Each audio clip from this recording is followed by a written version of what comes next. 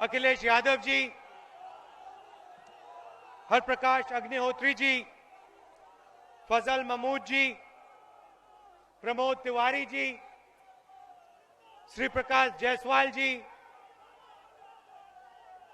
सुरेंद्र मोहन अग्रवाल जी, राजाराम पाल जी, अजय कपूर जी, इरफान सोलंकी जी, सोहेल अंसारी जी, अमिताभ वाजपेयी जी, अंबुज शुक्ला जी, सतीश निगम जी, Congress party के, Samajwadi party के हमारे सब कार्यकर्ता, नेता, भाइयों और बहनों, बुजुर्गों, प्रेस के हमारे मित्रों, आप सबका यहां बहुत बहुत स्वागत, दिल से स्वागत। सबसे पहले थोड़ी सी मेरी देरी हो गई, आपको थोड़ा सा कष्ट हुआ होगा, इसके लिए मैं आपसे शुरुआत में माफी मांगना चाहता हूं। चुनाव का समय है और दो युवा एक साथ खड़े हैं।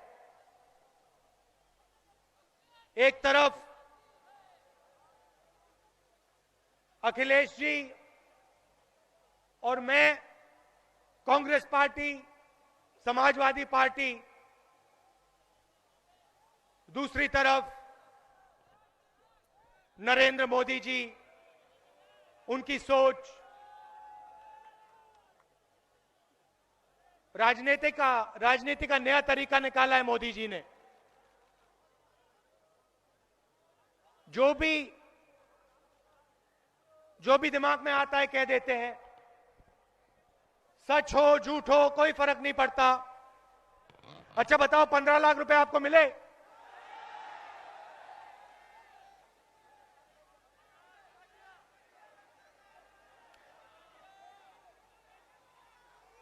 हम साथ हुए जब समाजवादी पार्टी और कांग्रेस पार्टी एक साथ खड़ी हुई।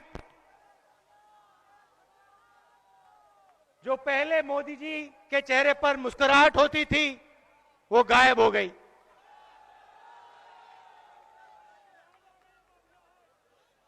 और जब मोदी जी को घबराहट होती है तो नए लेबल्स निकालते हैं, नए लेबल निकालते हैं। कभी पीपीई, एबीसी, डीएफ, जीएचवाई, नए नए तरीके के निकालते हैं। जितना उनको डर लगता है उतना ही और निकालते हैं। तो एक नया लेबल निकाला है कुछ दिन पहले, अखिलेश जी ने भी कहा, SCAM, मतलब स्कैम। गलत काम जो करता है उसे सब जगह स्कैम दिखाई देता है, हर चीज में उसे स्कैम दिखाई देता है, क्योंकि वो उस व्यक्ति की सच्चाई है। मोदी जी ने अंग्रेजी में SCAM दिया, मैं भी उनका जवाब दे देता हूं कि इस SCM का मतलब क्या है। S का मतलब सेवा, सर्विस, गरीब लोगों के लिए।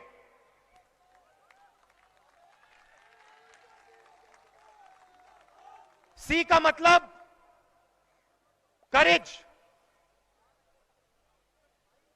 बहादुरी, सच्चाई बोलने की।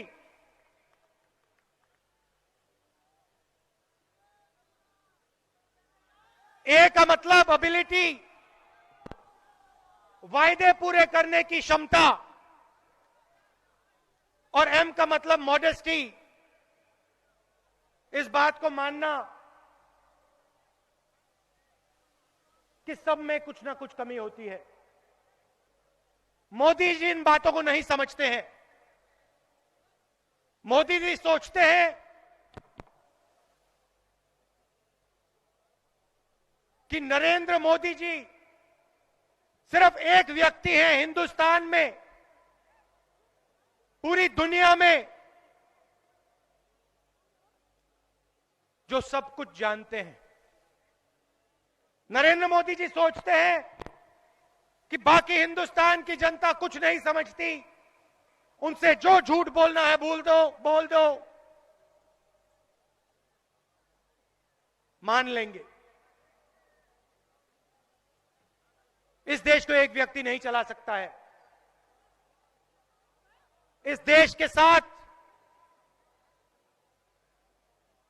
इस देश से एक व्यक्ति झूठ नहीं बोल सकता है। यह है समाजवादी पार्टी और कांग्रेस का मतलब। हम एक साथ खड़े हुए हैं और मैं आपको बता देता हूं, मोदी जी कोई भी लेवल की बात करें, जैसे बिहार के चुनाव के बाद नरेंद्र मोदी जी के मुंह से बिहार शब्द नहीं निकला, वैसे यूपी के चुनाव के बाद नरेंद्र मोदी जी के मुंह से यूपी शब्द नहीं निकलेगा।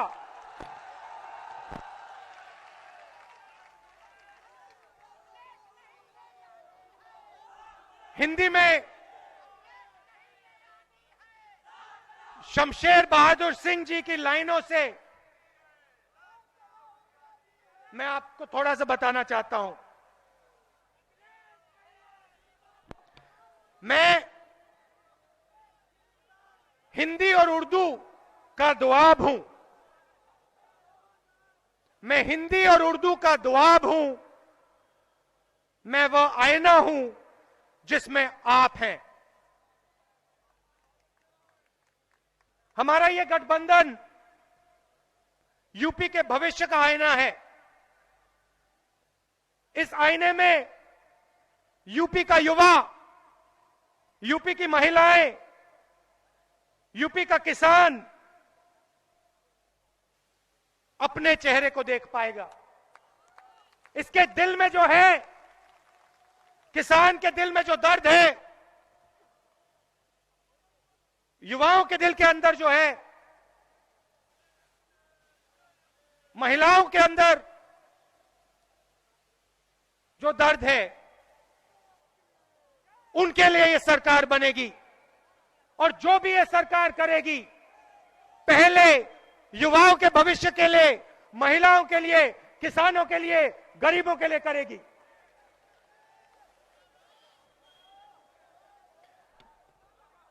लोग अखिलेश जी के बारे में, मेरे बारे में कहते हैं, प्रेस वालों ने कहा, मैं भी थोड़ा कह देता हूं, हम दोनों में फर्क है बस इतना, एक कहता है ख्वाब, एक कहता है सपना।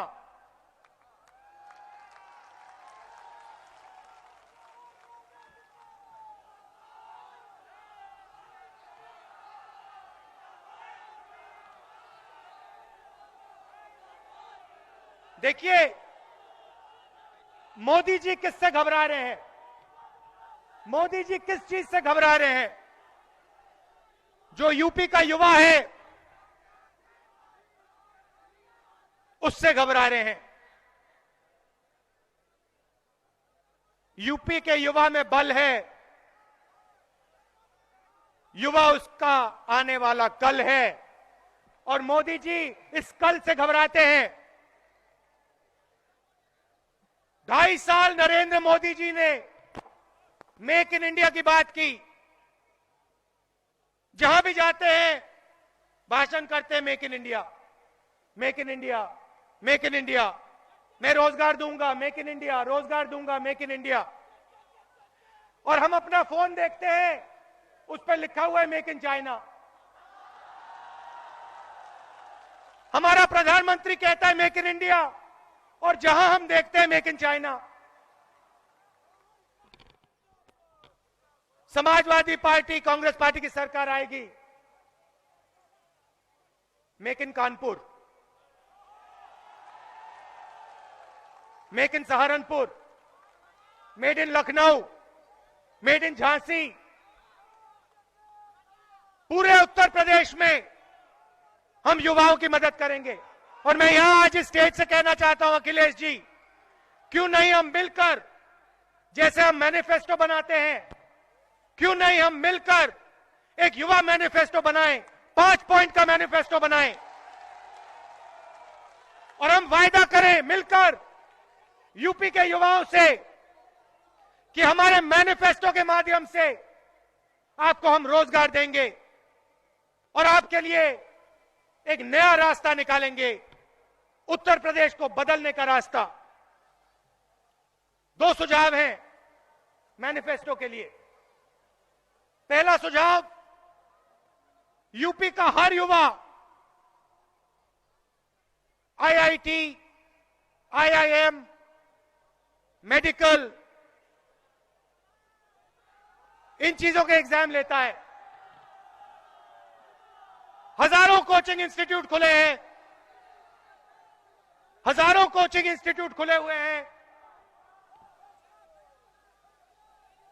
मगर जो हमारा गरीब युवा है वो इन इंस्टीट्यूट में जा नहीं सकता है क्योंकि उसके पास पैसा नहीं है। क्यों नहीं हम उत्तर प्रदेश में हाई क्वालिटी के ट्रेनिंग इंस्टीट्यूट खोलें और मुफ्त में उन इंस्टीट्यूट्स में युवाओं को ट्रेनिंग दिलवाएं कि यूपी का हर युवा यह सपना देख सकता है कि मैं भी आईआईटी में जा सकता हूं, मैं भी आईआईएम में जा सकता हूं, मैं भी लॉ स्कूल में जा सकता हूं, मैं भी मेडिकल कॉलेज में जा सकता हूं। दूसरा, मैनिफेस्टो का दूसरा पॉइंट, कानपुर में लेदर इंडस्ट्री है। आज मैं सहारनपुर से आया, लकड़ी की इंडस्ट्री है। अलग अलग जगह उत्तर प्रदेश में छोटी छोटी इंडस्ट्री है। कानपुर को पहले मैनचेस्टर ऑफ ईस्ट कहा जाता था। क्यों नहीं हम जो छोटे बिजनेस चलाते हैं, जो छोटी फैक्ट्री चलाते हैं, उनकी मदद करें। नरेंद्र मोदी जी ने नोटबंदी के बाद विजय माल्या के 12,000 करोड़ रुपए कर्जा माफ किया। 1,10,000 करोड़ रुपया कर्जा उन्होंने हिंदुस्तान के 50 सबसे अमीर परिवारों का माफ किया।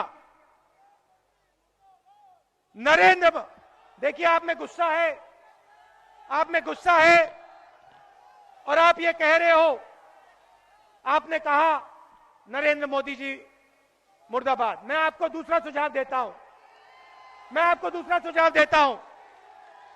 हमारी जो मीटिंग है ये मुर्दाबाद वालों की मीटिंग नहीं है। आप में गुस्सा है, आप जाइए, जब चुनाव होगा वो गुस्सा निकालिए, उनको हराइए। उस गुस्से का प्रयोग करिए, मुर्दाबाद कहने की कोई जरूरत नहीं है। समाजवादी कांग्रेस पार्टी को उत्तर प्रदेश में 300 सीटें जिता के दिखाइए। खैर, तो क्यों नहीं हम युवाओं को बैंक लोन दें, जैसे नरेंद्र मोदी जी लाखों करोड़ रुपए बड़े बड़े उद्योगपतियों को देते हैं। हम उत्तर प्रदेश के युवाओं को, लाखों युवाओं को छोटे छोटे बैंक लोन दें, उनको खड़ा करें। तो युवा मैनिफेस्टो बनाएंगे, मिलकर उत्तर प्रदेश के युवा को हम आगे बढ़ाएंगे। दूसरी बात, किसानों के सामने मुश्किल समय है। मोदी जी उनको बोनस नहीं देते। मोदी जी, जब बारिश पड़ती है, ओला गिरता है, मोदी जी उनको मुआवजा नहीं देते। और हमने कर्जा माफी की बात की थी, मोदी जी ने बजट में कर्जा माफ नहीं किया। मोदी जी कहते हैं 1,10,000 करोड़ रुपए में अमीर लोगों को करूंगा, मगर किसान का कर्जा माफ मैं नहीं करूंगा, कभी नहीं करूंगा। तो समाजवादी पार्टी और कांग्रेस पार्टी की सरकार का विजन होना चाहिए कि उत्तर प्रदेश को हम दुनिया की फूड फैक्ट्री बनाएं। उत्तर प्रदेश से आम, आंवला, चना, अलग अलग चीजें सिर्फ बाकी हिंदुस्तान ना जाए, पूरी दुनिया में जाए। क्यों नहीं हम अपने किसानों को इंफ्रास्ट्रक्चरल सपोर्ट दें, उनकी मदद करें, उनके पास फूड प्रोसेसिंग प्लांट लगाएं और उत्तर प्रदेश के किसान की जिंदगी को बदल दें। यह काम समाजवादी पार्टी और कांग्रेस पार्टी की सरकार करेगी, करके दिखाएगी हिंदुस्तान के किसान को।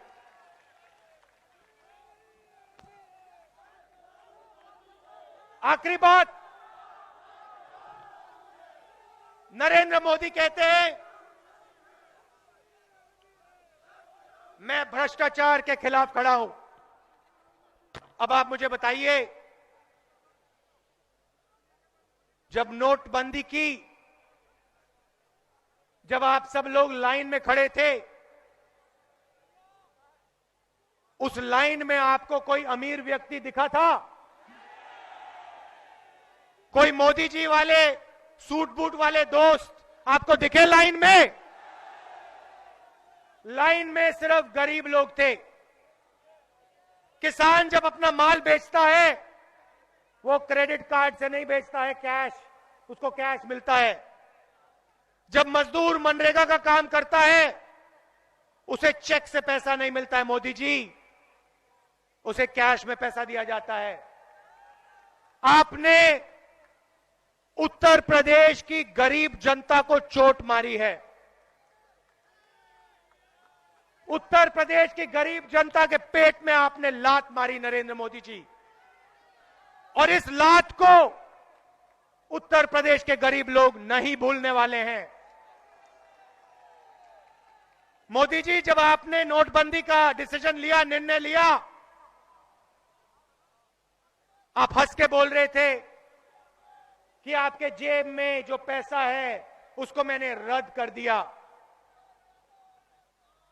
अब जब चुनाव का निर्णय आएगा, कांग्रेस पार्टी के वर्कर, समाजवादी के वर्कर, कांग्रेस पार्टी और समाजवादी के नेता अखिलेश यादव जी और मैं हंसकर बोलेंगे, कांग्रेस पार्टी की और समाजवादी पार्टी की सरकार यूपी में आई है।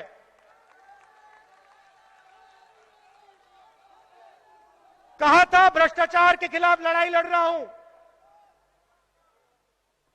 आपसे पैसा लिया, 15 लाख रुपए, 15 लाख करोड़ रुपया आपके जेब में से निकालकर हिंदुस्तान के बैंकों में डाला। मैं आपको बताता हूं क्यों किया। 6 लाख करोड़ रुपया नरेंद्र मोदी जी को हिंदुस्तान के 50 सबसे अमीर परिवारों को देना है। 1 लाख करोड़ रुपया उन्होंने कर्जा माफ किया, 6 लाख करोड़ रुपया अभी बचा हुआ है। इन 50 परिवारों ने यह पैसा हिंदुस्तान के बैंक से लोन लिया है। नरेंद्र मोदी जी उनसे उनका पैसा वापस नहीं ले सकते हैं, क्योंकि इन्हीं लोगों ने नरेंद्र मोदी जी को बनाया है। मोदी जी की मार्केटिंग जो होती है, जो गाने बजते हैं, जो पोस्टर लगते हैं, वो इन्हीं 50 लोगों ने लगवाए हैं। इनके पैसे से लगे हैं, तो नरेंद्र मोदी जी इनसे पैसा नहीं ले सकते हैं। तो नरेंद्र मोदी जी ने एक नई तरकीब निकाली, कर्जा माफ करना है 6 लाख करोड़ का, क्यों नहीं मैं हिंदुस्तान और उत्तर प्रदेश के गरीब लोगों से उनका पैसा लेकर बैंक में डालूं, क्यों नहीं मैं हिंदुस्तान के गरीब लोगों के पैसे के बल पर उन 50 परिवारों का कर्जा माफ करूं। यह है नोटबंदी का मतलब। आप देख लेना। आपसे सवाल पूछना चाहता हूं, सीधा सा सवाल। लक्ष्य था कि आपका पैसा ज्यादा से ज्यादा समय बैंक में फंसा रहे, क्योंकि अगर आपका पैसा बैंक में फंसा रहेगा तो फिर उसका प्रयोग करके नरेंद्र मोदी जी 6 लाख करोड़ रुपया माफ कर सकते हैं। अब मैं आपसे पूछता हूं, अखिलेश यादव जी ने बहुत अच्छी तरह बोला, 2000 रुपए के नोट के बारे में बोला। मैं आपसे सवाल पूछता हूं, अगर 2000 रुपए का नोट एटीएम में चलता तो क्या आपका पैसा बैंक में फंसा रहता? नहीं। अगर आपके ऊपर लिमिट 24,000 रुपए की नहीं लगाई जाती तो आपका पैसा बैंक में फंसा रहता? नहीं। नरेंद्र मोदी जी की प्लानिंग थी कि हिंदुस्तान के गरीब का पैसा बैंक में फंसा रहे और 6 महीने बाद उस पैसा का प्रयोग करके मैं अपने मित्रों का कर्जा माफ करूं, सूट बूट वालों का कर्जा माफ करूं। हिंदुस्तान का गरीब, हिंदुस्तान का किसान, हिंदुस्तान का मजदूर इस बात को नहीं भूलने वाला है। मोदी जी, चुनाव आ रहा है, आपको और आपके मित्रों को पता लग जाएगा हिंदुस्तान का गरीब नोटबंदी के बारे में क्या सोचता है। हिंदुस्तान का गरीब ठहरा हुआ है, वोट डालने जाना चाहता है, समाजवादी पार्टी और कांग्रेस का बटन दबाना चाहता है और नरेंद्र मोदी जी को बताना चाहता है, नरेंद्र मोदी जी, उत्तर प्रदेश में आपके झूठ नहीं चलेंगे। नरेंद्र मोदी जी, आप गरीबों के पैसे के बल पर अमीरों का कर्जा माफ नहीं कर सकते हो। इस चुनाव में आपका साइकिल का चिन्ह है, हमारा हाथ का चिन्ह है। इस चुनाव में यह साइकिल जैसे नहीं चलेगी, हाथ थ्रॉटल पे है, यह साइकिल मोटरसाइकिल जैसे चलेगी और मोदी जी को, बीजेपी को परे कर डालेगी। आप सब यहां आए, इतने प्यार से आपने बात सुनी। इसमें भीड़ में समाजवादी के कार्यकर्ता हैं, कांग्रेस के कार्यकर्ता हैं। आप एक दूसरे के हाथ पकड़ो, एक साथ खड़े हो जाओ और नरेंद्र मोदी जी को, आरएसएस को समझा दो कि वो यूपी को तोड़ नहीं सकते, यूपी में नफरत नहीं फैला सकते। यूपी मोहब्बत का प्रदेश है, यूपी जुड़कर लड़ेगा, जुड़कर जीतेगा। हर धर्म के लोग, हर जात के लोग एक साथ मिलकर आगे बढ़ेंगे। आप सबका बहुत बहुत धन्यवाद। नमस्कार, जय हिंद।